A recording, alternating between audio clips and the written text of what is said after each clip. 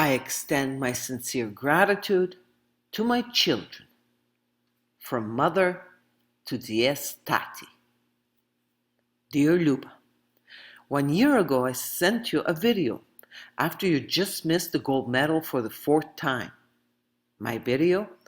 My daughter just missed the gold medal yet again. I share with her my recent experiences. Before this last competition in June 2026, I sent you an extensive email trying to explain to you that you must let go of the pain body you have been carrying for the last number of years. You have not been achieving your goal of getting the IFBB Pro card. And before this last competition, I knew that you would probably fail again. That is why I hoped that you would be able to open your heart and listen to what I had to offer. My video, The Shift. Unfortunately, you continued to ignore me. My ego acted up again when you failed this 5th time. My ego convinced me that now, because of your last disappointment, you would be ready to listen to my advice. Yet again, I was wrong. My video, Stop doing the same thing while expecting a different result. Surrender to your soul. This is the mantra I repeat over and over again every morning and every night. Om NAMO BHAGAVATHE. I surrender to infinite love, Diesse Tati, and aspire for an intimate contact with Spirit Soul I with no expectations. Well, after years of meditation and integration of the truth into my physical body, I continue to have expectations. The ego is unrelenting. Ego is a powerful automatic program which simply repeats and repeats all the human habits. Therefore, to break a habit such as the attachment which exists between mother and child, especially a firstborn girl, is typically impossible. Luba, you're not a mother yet, and therefore you cannot understand a mother's attachment to a child. The mother explains. At the risk of erasing many illusions in your conscience, I must tell you a little about the origin of the mother's love for the child. For her, this child is made of her own substance, and for quite a long time, relatively long, the material, substantial bond between the child and the mother is extremely close. It is as if a piece of her flesh was taken and placed at a distance. And it is only after a very long time that the link between the two is completely cut. There is a kind of bond, of subtle sensation, such that the mother feels exactly what the child feels, as if she would feel it in herself. This is the material basis of the mother's attachment to the child. It is a material identity. Just that. Do not confuse this with love. It is a material identity that makes one intimately feel. The mother feels in a completely concrete and material way what the child experiences. If the child receives a shock, well, the mother feels it. The mother, the woman. I continue to feel your pain. As a mother, I would do just about anything to stop your pain. However, at the same time, I am conscious that we, humans, only learn through pain and suffering. If ego gets what he wants, he simply wants more because he's insatiable. If he does not get what he wants, he works harder, he grows, becomes stronger and stronger, and dominates the body more and more. All of those qualities are positive, and they develop the person into an independent, confident, strong individual. However, there comes a time, after many, many lifetimes, that an old soul knows she's ready to graduate from this 3D game and move on to another dimension for more learning and service to others. I know that I am an old soul. As an old soul, I must dissolve my very big, well-developed ego. I was faced with this decision when Guy explained to me that I can choose to negotiate with the government, make payments on the accumulated debt, and stay in the game, together with my children and the rest of the family. I was seriously tempted by this choice of staying with my children and the rest of the family. However, I will admit that in that precise moment, I thought that I was simply not making this payment deal with the government. And my ego convinced me that once I served my jail time, I would find a way to practice dentistry and stay in Canada. Well, my soul made sure that I could not go back to dentistry, and she collaborated with Lee's soul and created the situation of deportation for Lee. The rest is history. Once out of jail, I faced higher and higher walls, one after another. Gratefully, with every failure, I became more and more aware of the fact that everything was my soul's creation, in order to push me on, further and further on my evolutionary journey. I found the courage to leave Canada and dentistry, which for me was huge. I love being a dentist, and my ego continued to convince me that I was somehow going to practice dentistry here in Colombia. I went as far as purchasing this dental chair and quite a few instruments. Other than a few quick checkups, I have not used that chair for any dental procedures. Letting go of my identity of a dentist was a massive undertaking. That was one of the reasons my soul created my move out of Canada. Letting go of my accumulated fortune and all the travel experiences was another tremendous undertaking. However, it was doable because with no money and no visa or passport, there's no possible travel. The final and by far the biggest attachment was my attachment to family in general, but more deeply, my attachment to my children. Greg got married and now has Athena, his wife and her family. Further, because he's a boy and my second child, my bond with him was not as strong and powerful as the bond I felt with you, Luba. Because you did not create a new family for yourself, and because you continued to fail in your attempts of getting your pro card, my ego convinced me that eventually you will join Lee and I here in Colombia and create your new family here. Finally, I recognized that all that hope was my inability to let go of you. Both of you, more or less at the same time, started ignoring me completely. Initially, Lee and I would communicate with both of you by email, Skype, or WhatsApp. Then, a little over 2 years ago, both of you stopped responding to my emails or contacting us on our birthdays, Mother's Day, and Father's Day.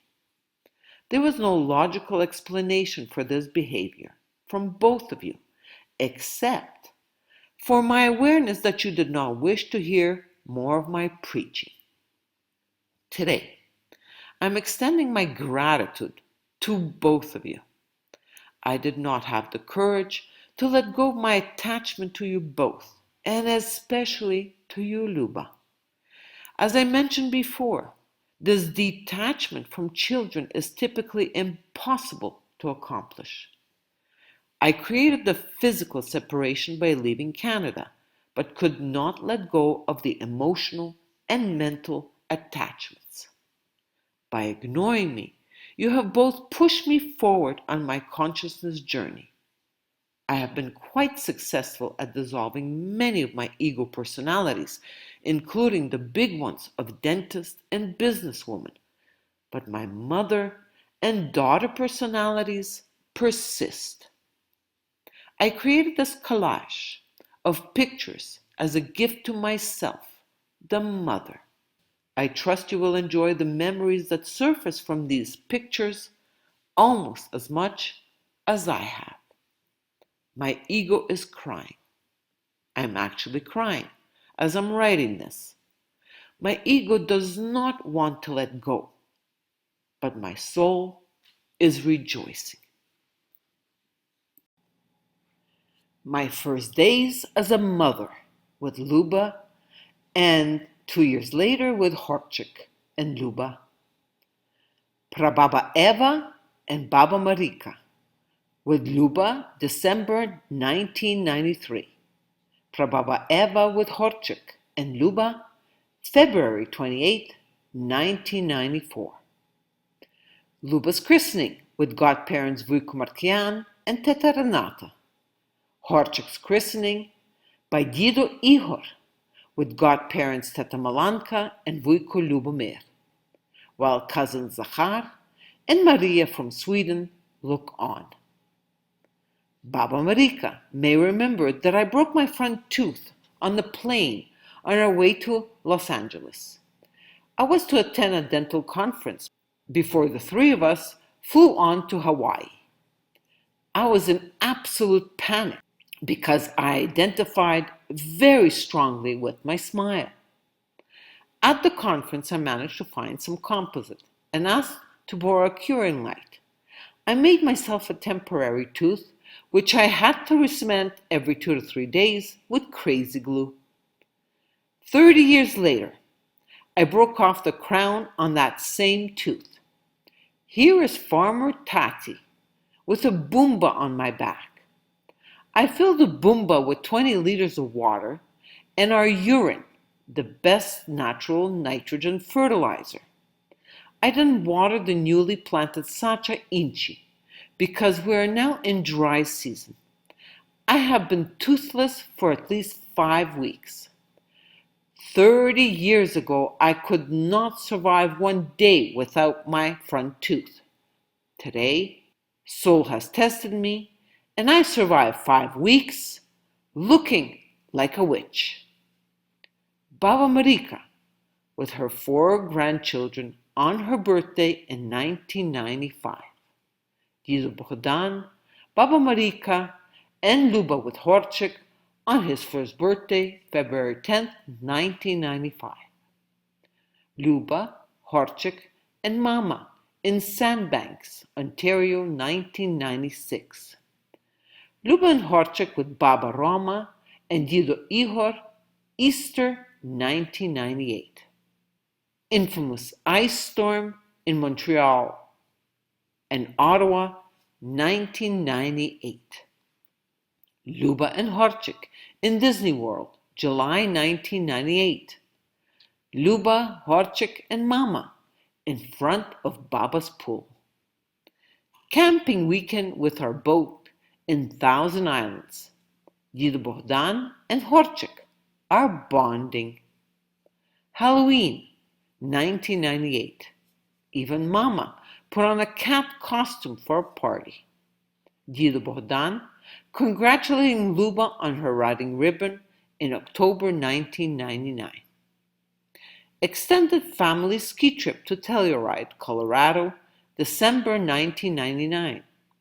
Cousins Kalina and Zachar with Luba and Horchik. Dog sleigh ride with Vujkondri and Teta Zirka. Ukrainian Christmas with Baba Roma and Dido Ihor, January 2000.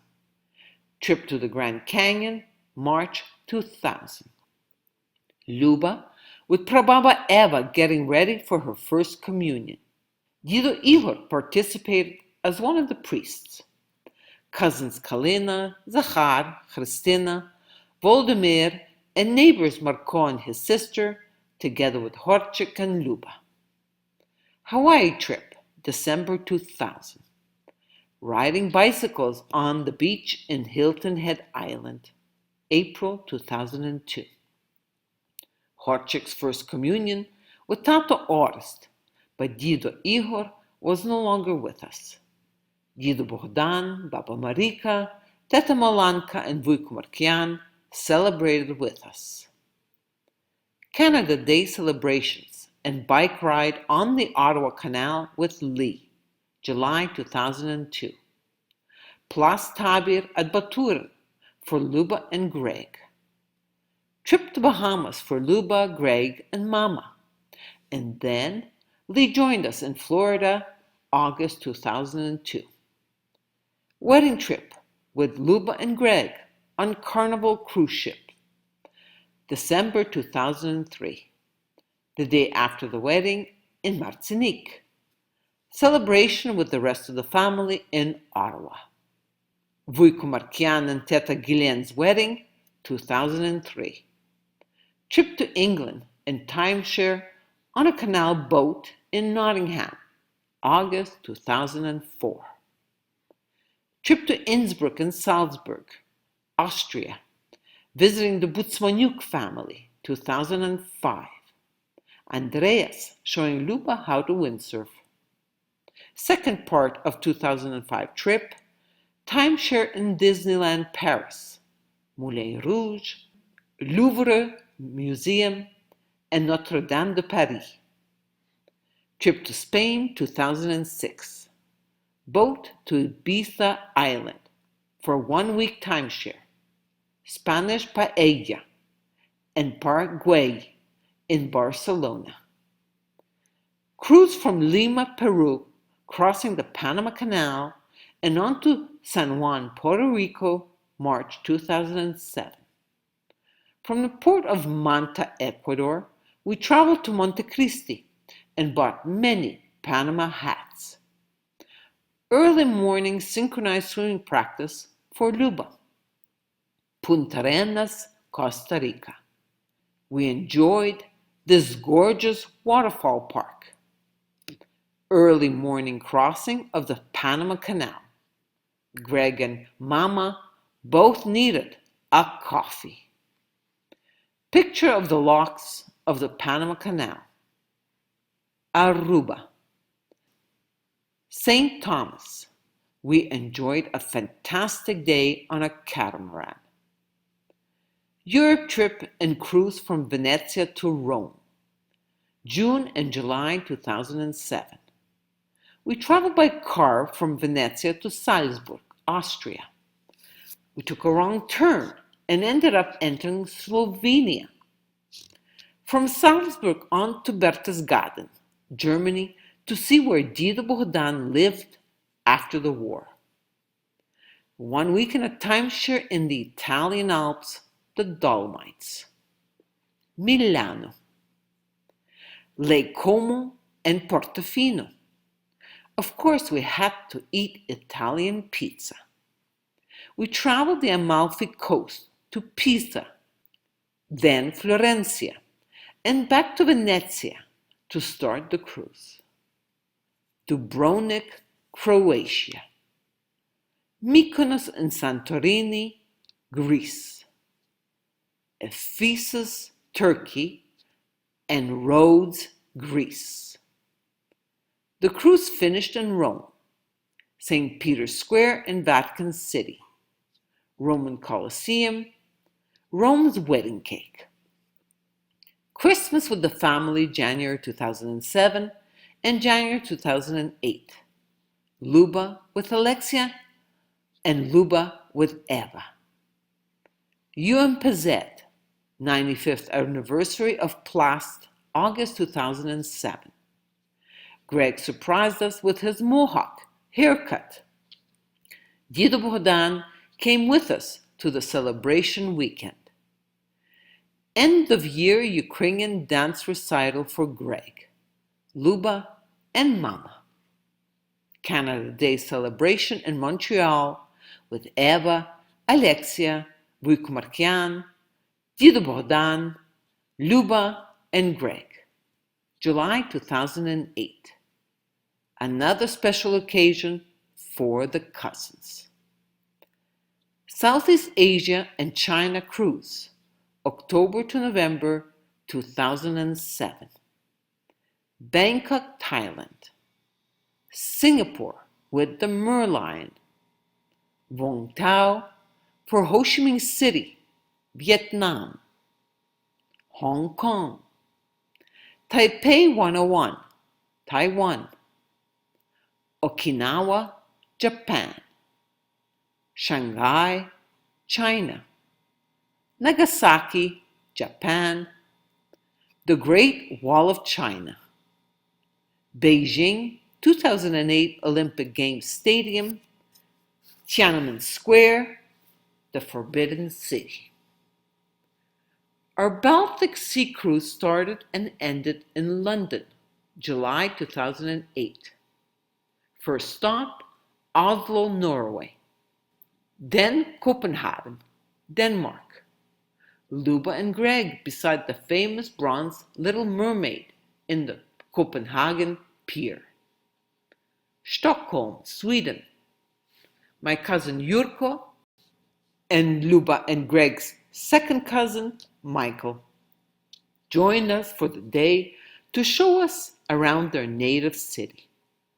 We cruised on to Helsinki, Finland, and then to St. Petersburg, Russia. We all visited the Hermitage Museum. In the evening, Lee and I attended a Mariinsky ballet, and I wore my newly purchased chinchilla jacket. That jacket is reversible, and I decided that I should not save it, and therefore I now wear it nightly while enjoying our wine and bonfire. It does get quite cool in the evenings in the Andes Mountains. We all loved Tallinn, Estonia.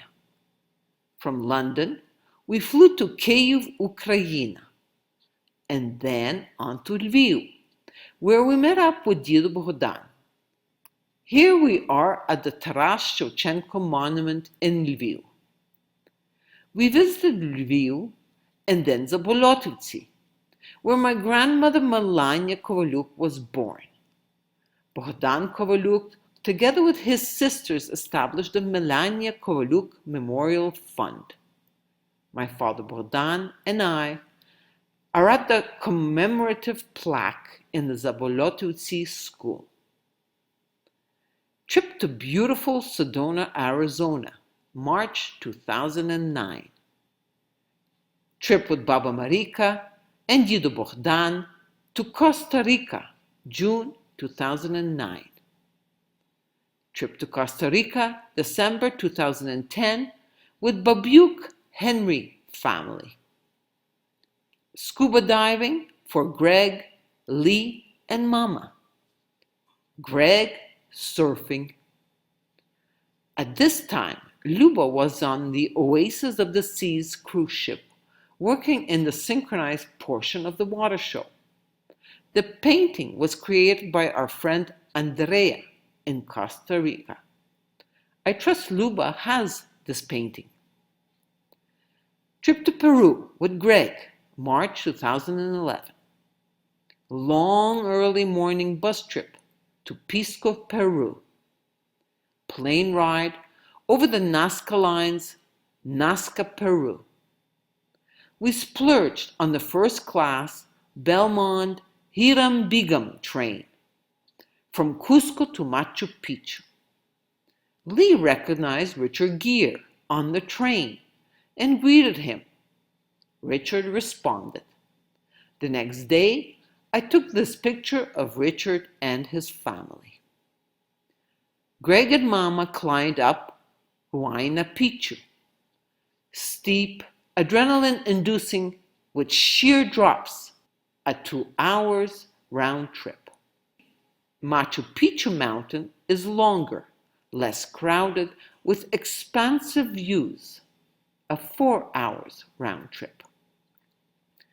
On our way back to Cusco, we stopped for a close encounter with the condors, llamas, and local traditional artisans. Ollantaytambo was probably the most impressive of all the amazing stops we made along the sacred valley of the Incas. Plaza de Armas, Cusco, and the beach of Lima, Peru. Trip to Egypt with timeshare in Sharm el-Sheikh in the Sinai Peninsula and the Red Sea. Bethlehem and Jerusalem, Israel. Petra, Jordan. Istanbul, Turkey. And sailboat timeshare in the Turkish islands, August 2011. Giza pyramids in Cairo. Snorkeling in the Red Sea during our week stay at the Sharm el-Sheikh timeshare.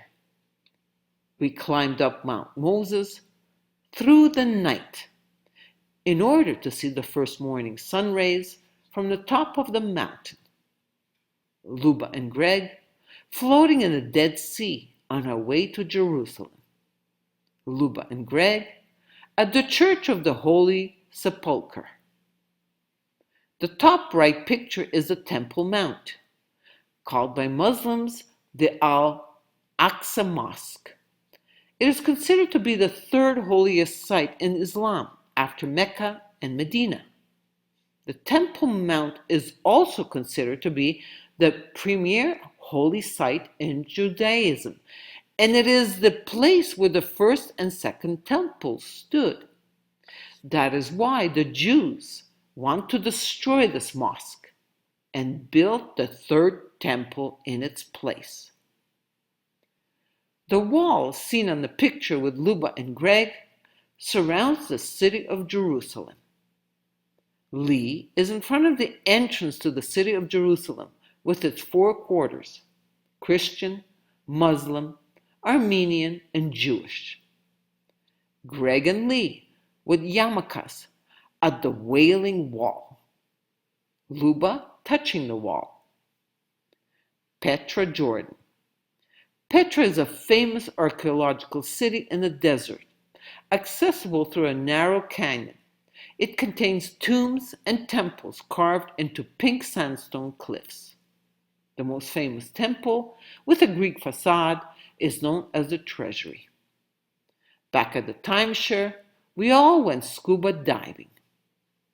Cairo Papyrus Shop, the Egyptian Museum, and the Citadel of Salah al-Din. Alexandria, the Egyptian port city on the Mediterranean coast. Istanbul, Turkey, the Great Mosque of Hagia Sophia.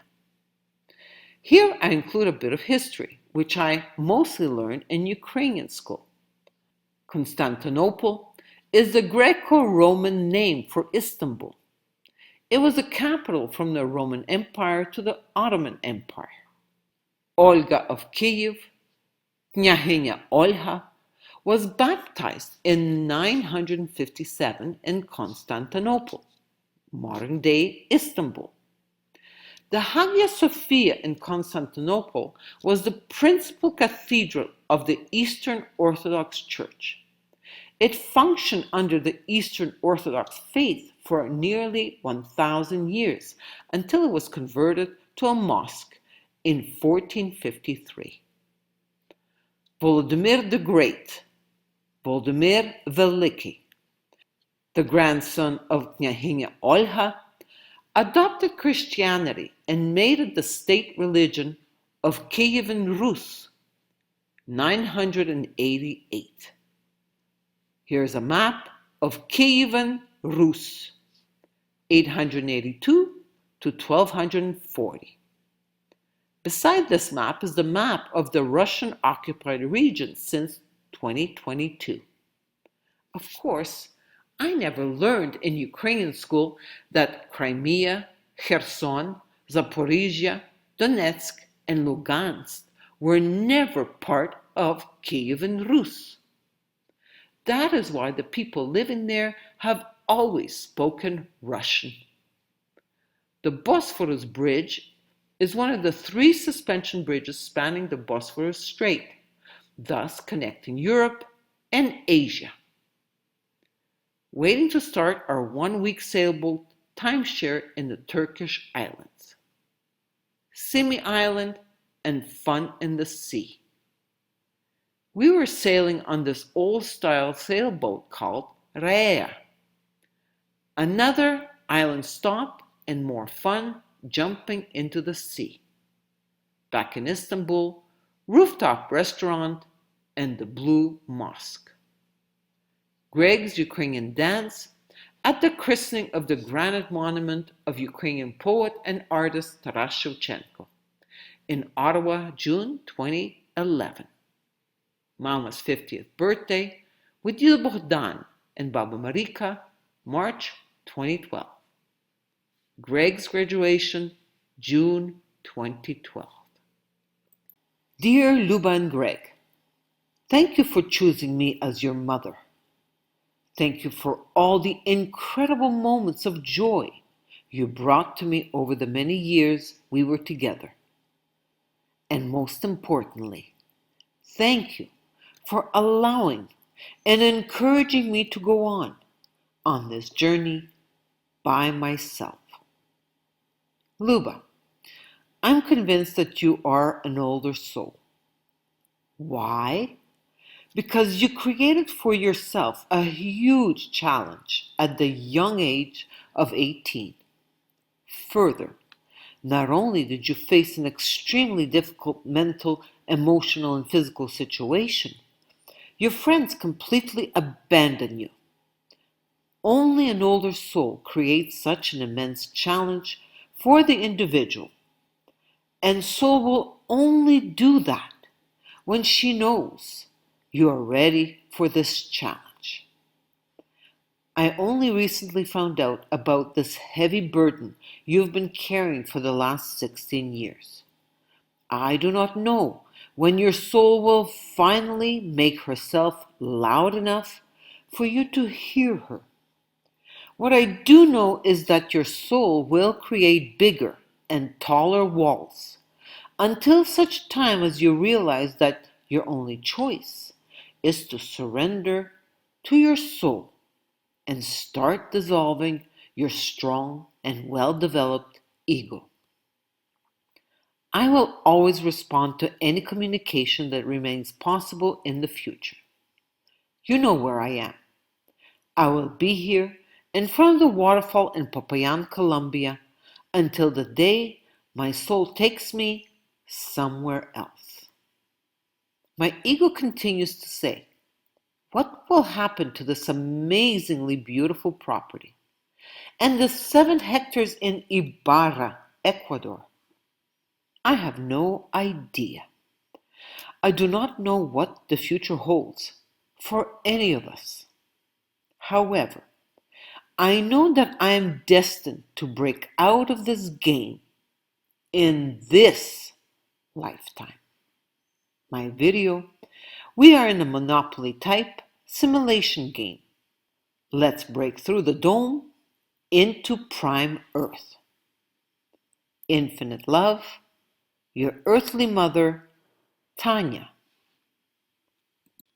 I have been known as Dr. Tanya since my graduation from dental school in 1987.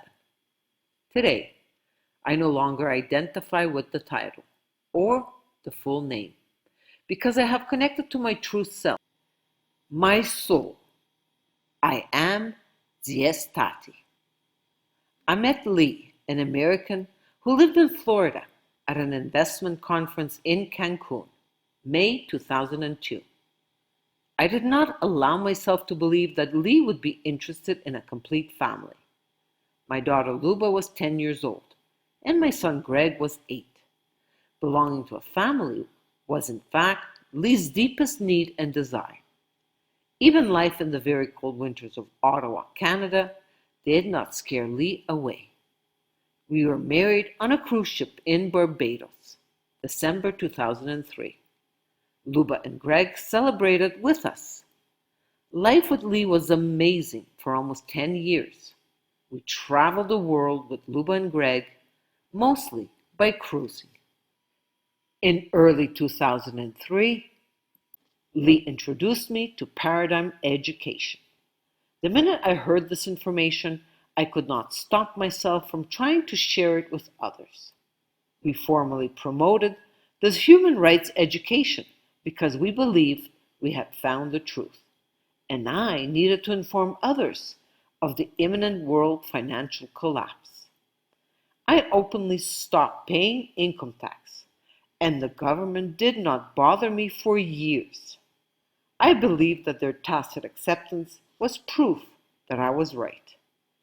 Lee and I were arrested for income tax evasion and the promotion of Paradigm Education, December 6, 2011. This was what can be called a shock situation for both of us. I was able to pull myself together quite quickly because unknowingly I was preparing myself for this for 10 years. I started writing letters to Lee to help him deal with his emotional state and this immense challenge we created for ourselves. In these videos, I share a few of the letters I wrote to Lee during our incarceration. From millennium slavery to individual sovereignty. Let's rejoice, because the insanity we are experiencing is an illusion, which is pushing more and more of us to awaken. Our world is in an evolutionary crisis because the human mind is ready to go beyond rational intelligence to a greater consciousness. In the Orient, in the 20th century, Sri Aurobindo and the Mother discovered and anchored truth consciousness, the supramental consciousness in the earthly atmosphere. Since then, the supramental consciousness has been operational on Earth as an active evolutionary power. Once well anchored, the new consciousness was ready to move on to the next stage, its popularization and propagation. In the West, in the 21st century, emerged personal creation. Sri Aurobindo synthesized the Eastern and Western ideas of evolution and boldly declared that humans are transitional beings. They're not final. Evolution continues, and humans will be surpassed. This is the future awaiting humanity. This is an unprecedented adventure of consciousness on Earth. One single and sincere look at the present world situation is enough to convince us that it has reached the point of no return. Let's stop repeating our obsolete ways, which can only bring more suffering. Let us all spread the contagion of infinite love. In these times of irremediable dissolution of the illusion, let us keep our faith ardent with an unfailing sincerity. We must choose our soul at all costs. Infinite love.